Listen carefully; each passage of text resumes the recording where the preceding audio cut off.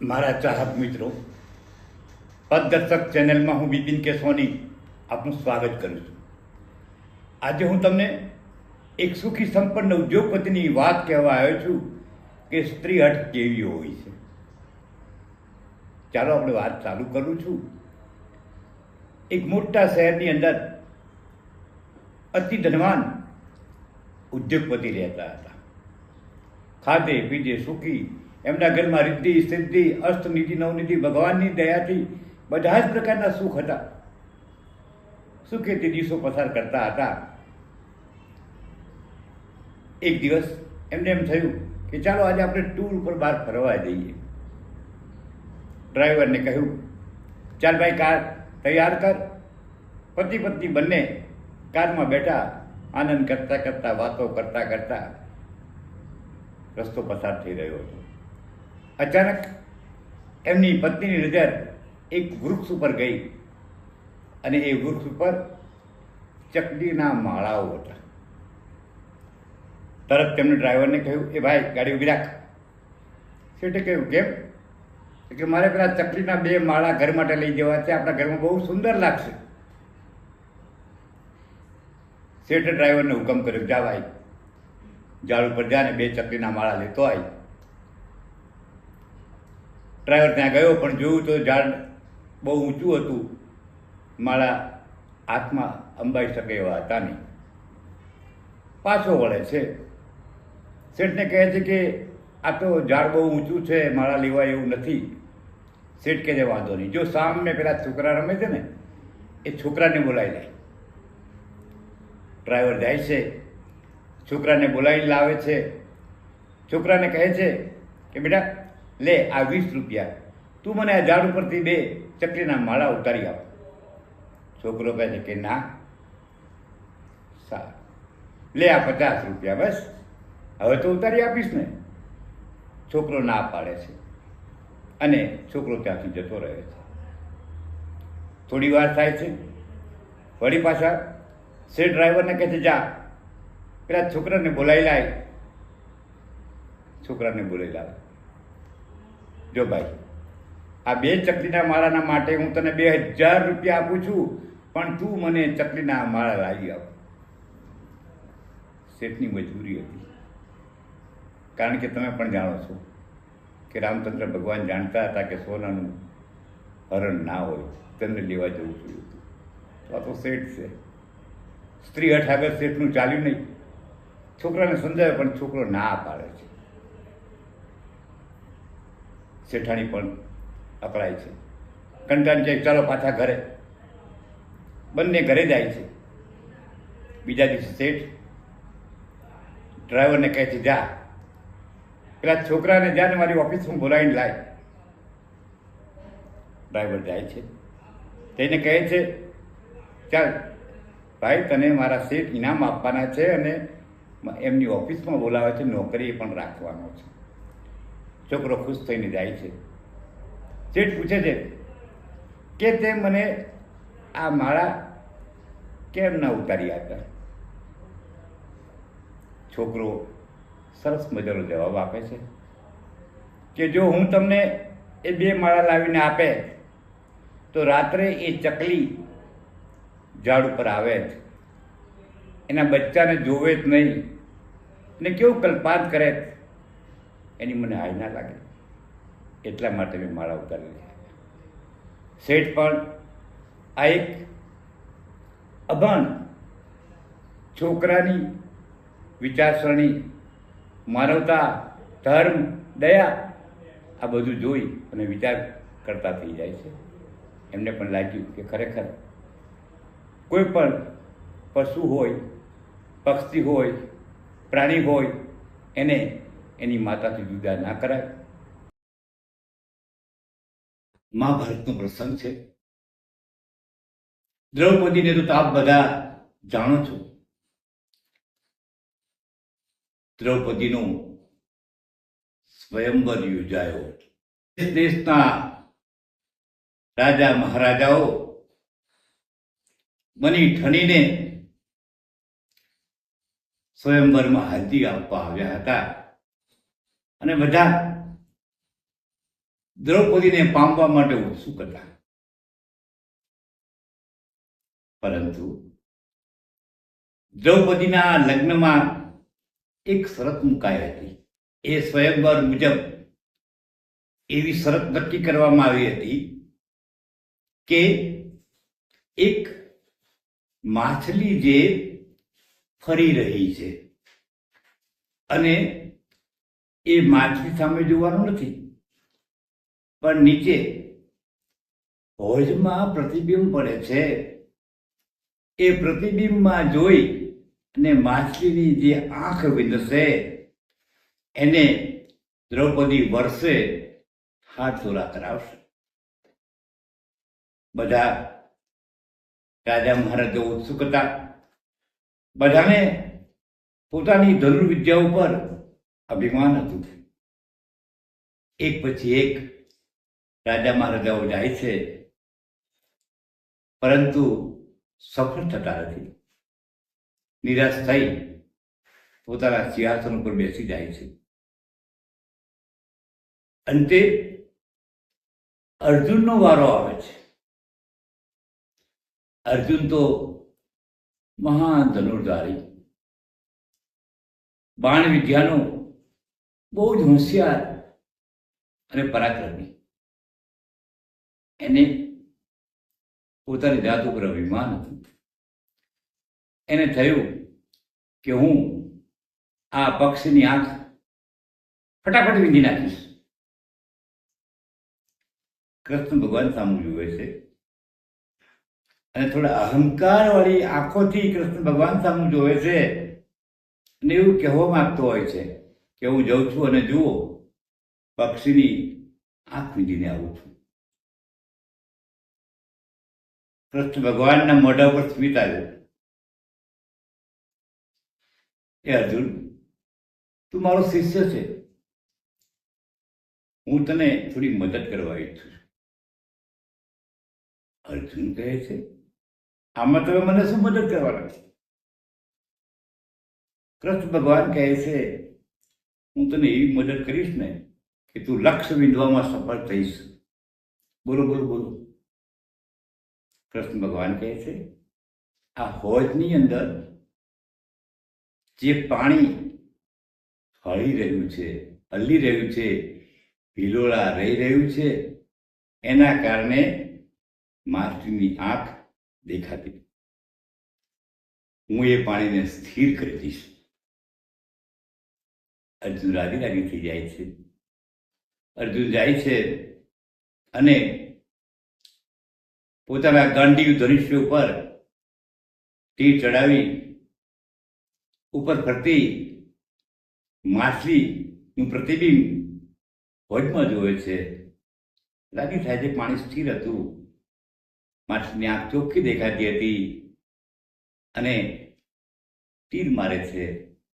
માછલીની આંખ વિંધાઈ જાય છે. એનું લક્ષ્ય સિદ્ધ થાય છે. બધા ખુશ થાય છે. દ્રૌપદી હાર તોરા લઈને આવે છે, અર્જુનને પહેરાવે છે. ત્યારે અર્જુન કહે છે, ખરેખર ભગવાન મનુષ્યને ક્યારે અને કયા સ્વરૂપે મદદ કરે છે એ ખબર પડતી નથી. જો ભગવાન મનુષ્યને મદદ ન કરે તો મનુષ્યનું કોઈ કાર્ય સિદ્ધ થઈ શકતું નથી. પણ મનુષ્ય પોતાના અહંકારમાં હોય છે કે હું કરું છું. પણ ભાઈ, માત્ર મનુષ્ય ઈશ્વરની કૃપા વગર શેકેલો પાપડ પણ તોડી શકતો નથી. યાદ રાખવું જોઈએ. એક રાજા હતા. એ રાજાને 4 રાણીઓ હતી. સમય વીતતો ગયો. રાજા વૃદ્ધ થયા. વૃદ્ધત્વના બધા જ લક્ષણ રાજામાં દેખાવા માંડ્યા. અંગમ ગલિતમ પલિતમ મુંડન દસન વિહિતમ જાતમ તુંડમ વૃદ્ધો યાતિ ગૃહિત્વા દંડ. રાજાના માથેથી થોડા વાર નીકળીને પીડા થઈ ગયા હતા. 5 કર્મેન્દ્રિય અને 5 જ્ઞાનેન્દ્રિય 10 ઇન્દ્રિયો કામ કરતી બંધ થઈ ગઈ હતી. શરીર સાથ આપતું ન હતું. લાકડીના ટીકા પર ઊભા થવાતું નહોતું. હવે રાજાએ વિચાર કર્યો કે જીવનનું સત્ય ક્યાં છે, કે હવે મારે ઈશ્વર સ્મરણ કરવું જોઈએ, વનમાં જવું જોઈએ અને મારા આવતા ભવ માટે ભાથું તૈયાર કરવું જોઈએ. એટલે હવે હું વનમાં જઈ તપ કરીશ. રાજાએ ચારેય રાણીઓને બોલાવી અને કહ્યું કે હવે મારે વનમાં જવાનું છે. તો એક પછી એક રાણીને પૂછ્યું. ચોથી રાણીને પૂછ્યું, જે રાણી રાજાની માનીતી હતી, સૌથી વાલી હતી, કે તારે મારી સાથે જંગલમાં આવવાનું છે. રાણીએ કહ્યું કે ના, હજી મારી ઉંમર ઘણી નાની છે, મારા ઘણા અરમાનો બાકી છે, એટલે હું આપની સાથે આવી શકીશ નહીં. રાજા કહે છે સારું. રાજાએ ત્રીજી રાણીને કહ્યું કે ચાલ, તું મારી સાથે જંગલમાં ચાલ. ત્રીજી રાણીએ કહ્યું હું તમારી સાથે આવી શકીશ નહીં, કારણ કે મારે આપણા સંતાનોને ઉછેરવાના છે, તાલીમ આપવાની છે, રાજ વહીવટ બધો શીખવવાનો છે, એટલે હું નહીં આવી શકું. રાજા કહે છે સારું. રાજા બીજી રાણી પાસે ગયા. બીજી રાણીને પૂછ્યું, તારે મારી સાથે આવવાનું છે? બીજી રાણીએ કહ્યું, તમે ચિંતા કરશો નહીં, તમારા મૃત્યુ પછી હું તમારી બધી વિધિ કરીશ, જેથી તમને સ્વર્ગમાં પણ સુખ મળે. રાજા કહે છે સારું. હવે રાજા છેલ્લી રાણી પાસે જાય છે. જે રાણી રાજાની અણમાનીતી હતી. રાજાએ કદાપી તેને દર દાગીના આપીને પ્રેમથી બોલાવી નહોતી. એ રાણીએ કહ્યું કે હું તમારી સાથે આવીશ. એ રાણી રાજાની સૌથી પહેલી રાણી હતી, જેની સાથે રાજાના પ્રથમ લગ્ન થયા હતા. એ રાણી રાજા સાથે વનમાં આવવા તૈયાર થાય છે.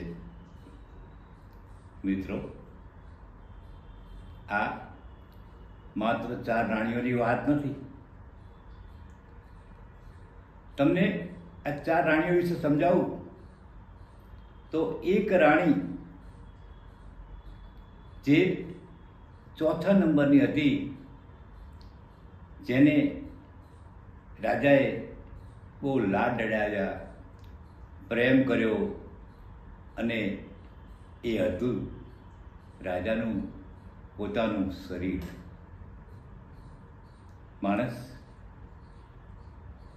પોતાના શરીરની સાથે કેટલો પ્રેમ કરે છે, પણ અંતે તે શરીર બળીને ખાક થઈ જાય છે. બીજી રાણી હતી, જેને એવું કહ્યું કે મારે તમારા સંતાનોને સાચવવા છે, બાળ ઉછેર કરવો છે, એ છે આપણું વૈભવશાળી જીવન. આજીવન આપણે ગાડી બંગલા સુખ સગવડની સાધનો માટે કાળા ધોળા કરી અને ખૂબ કરીએ છીએ, મહેનત કરીએ છીએ, કમાઈએ છીએ, એ આપણી સાથે આવતું નથી. અને ત્રીજી રાણી એટલે કે આપણું કુટુંબ, જેને આપણે ખૂબ પ્રેમ કરીએ છીએ, એ આપણી સાથે આવતું નથી. એ માત્ર આપણી ક્રિયાઓ કરે છે, આપણા આત્માને સંતોષ આપવા માટે માત્ર કર્મકાંડની વિધિઓ કરાવે છે, સાથે કોઈ આવતા નથી. હવે સમજો અગત્યની વાત, જે ચોથી રાણી એટલે આપણો આત્મા. માણસ જન્મે છે ત્યારે આત્માને લઈને આવે છે, જેને આપણે ઓળખતા નથી, એને કદાપી પ્રેમ કરતા નથી, માન આપતા નથી. પણ યાદ રાખો, આત્માને ઓળખ્યા વિના ભવનો ફેરો ટળતો નથી. તો તમે આત્માને નહીં ઓળખો તો મનુષ્ય જન્મના ફેરામાંથી તમે બહાર નહીં નીકળી શકો. ક્રિશ્ચિયન ધર્મમાં પણ કહ્યું છે, ધાય યોર સેલ્ફ, એટલે તારી જાતને ઓળખ. તારી જાત એટલે આત્માને ઓળખ. દુહામાં પણ કહ્યું છે, પોથી પડી પડી જગ હુઆ, પંડિત હુઆ ન કોઈ, ઢાઈ અક્ષર પ્રેમ કા પઢે સો પંડિત હોય. ઢાઈ અક્ષર એટલે આત્મા. જે આત્માને ઓળખે છે ને એ પ્રભુને પામી શકે છે.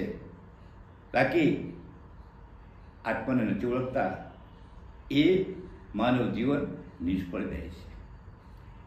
દરેક મિત્રો યાદ રાખો કે આ 4 રાણીઓ નથી, પણ આ 4 એવી બાબતો છે જે આપણા જીવનમાં આપણને ઘણું શીખવે છે કે ખરેખર આપણે જેની પાછળ ગાંડા થઈએ છીએ, મોહ રાખીએ છીએ, પ્રેમ કરીએ છીએ, એમાંનું કંઈ આપણી સાથે આવતું નથી. આવે છે તો આત્માને ઓળખો, ભગવાનમાં શ્રદ્ધા રાખો, ભગવાનને પ્રાર્થના કરો, ભગવાનમાં વિશ્વાસ રાખો, બસ તો તમે સુખી થશો. જય શ્રી રામ.